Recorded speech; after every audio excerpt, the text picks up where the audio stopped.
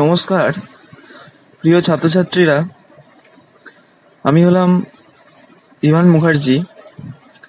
আজকে তোমাদের শেখাবো কিভাবে মাইক্রোসফট অফিস পাওয়ার পয়েন্টের নিউ স্লাইড তৈরি করতে হয়। তো তার জন্য দেখো, ডেস্কটপের ওপর প্রথমে আমরা রাইট ক্লিক করব, এরপর নিউতে যাব। নিউতে গিয়ে দেখো মাইক্রোসফট অফিস পাওয়ার পয়েন্ট, সেখানে ক্লিক করব। এবার আমি এই পাওয়ার পয়েন্টের পেজটাকে রাইট ক্লিক করব করে ওপেনে ক্লিক করব। দেখো, সবার প্রথম যখন Microsoft office power point presentation খুলছে, তখন আমাদের এরকম একটা ভিউ আসবে উইন্ডোটার। তো আমরা সেটাকে ম্যাক্সিমাইজ করে নেব।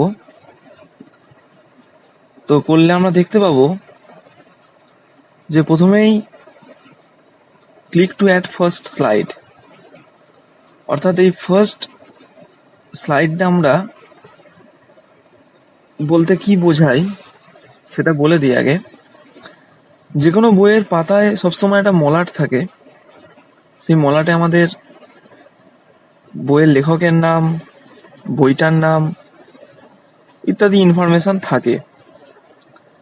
তো এক্ষেত্রেও যখন আমরা একটা প্রেজেন্টেশন বানাতে যাব, তখন আমরা সেই প্রেজেন্টেশনটা কিসের ওপর বা সেই প্রেজেন্টেশনটা আমি কোন বস্তুর ওপর বা কোন বিষয়ের ওপর করতে যাচ্ছি,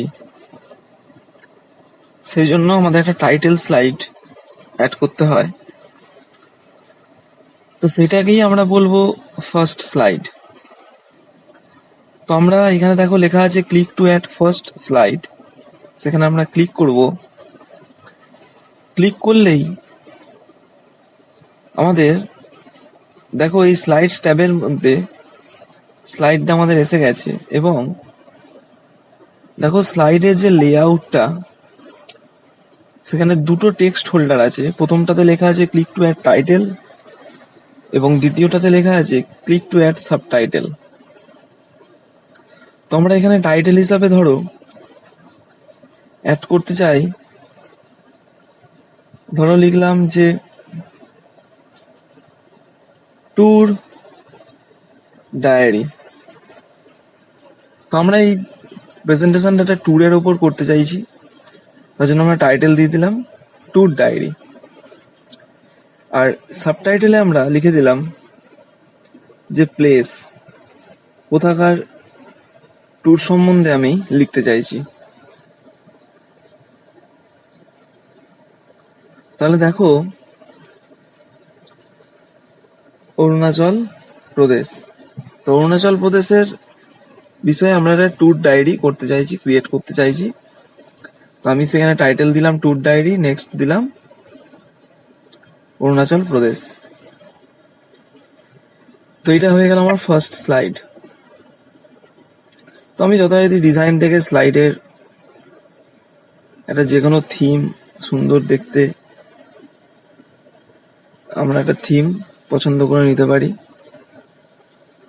সেটা আপাতত নর্মালি রাখি, তাহলে তোমাদের বুঝতেও সুবিধা হবে। থিম আমরা এখান থেকে চেঞ্জ করে দিতে পারি। তো নেক্সট আমরা এবার এখানে হোম ট্যাবে আবার যাব। তো আমরা এবার নিউ স্লাইড অ্যাড করব। তো নিউ স্লাইড অ্যাড করার জন্য হোম ট্যাব থেকে স্লাইডস গ্রুপের মধ্যে দেখো নিউ স্লাইড বলে একটা অপশন আছে। তো নিউ স্লাইডসে আমরা যদি ক্লিক করি, দেখো একটা 2 নম্বর স্লাইড এসে গেল, এবং ডিফল্ট যে লেআউট সম্বন্ধে তোমাদের আমি নেক্সট ক্লাসে বোঝাবো।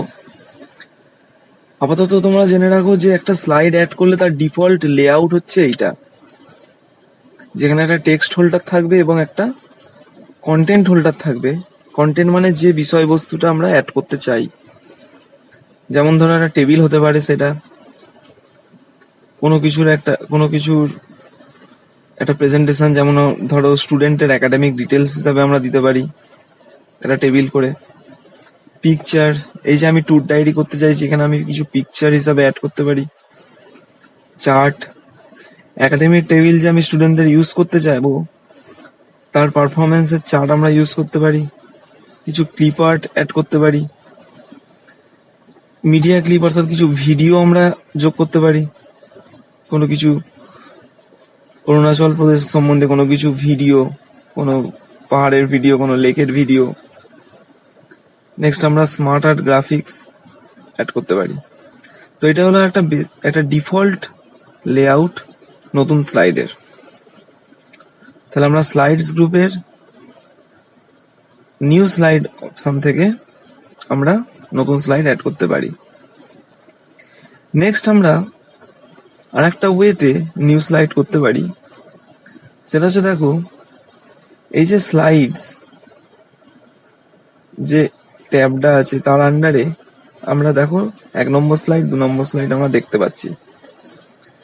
তলাতে দেখো এই ফাঁকা জায়গাটার উপর আমরা রাইট ক্লিক করব, সেখানেও আমরা নিউ স্লাইড অপশন পাচ্ছি। তো সেখানেও আমরা ক্লিক করলেই নিউ স্লাইডটা আমরা একটা নতুন 3 নম্বর স্লাইড পেয়ে গেলাম। সেখানেও দেখো ডিফল্ট লেআউট হচ্ছে আমার একটা টেক্সট হোল্ডার আর একটা কন্টেন্ট হোল্ডার। তাহলে আমরা দুরকম ওয়েতে আমরা স্লাইড অ্যাড করতে পারছি। একটা হচ্ছে হোম ট্যাব থেকে নিউ স্লাইডে ক্লিক করে, আর একটা হচ্ছে স্লাইডস ট্যাবের মধ্যে গিয়ে যে ফাঁকা জায়গাটা আছে সেইখানে আমরা রাইট ক্লিক করে নিউ স্লাইড করতে পারছি। তো এই দুইভাবে আমরা স্লাইড পাওয়ার পয়েন্ট প্রেজেন্টেশনে অ্যাড করতে পারবো। আশা করছি তোমরা এইটুকু ভিডিও থেকে কিভাবে নতুন স্লাইড অ্যাড করতে হয় তোমরা বুঝতে পেরেছো।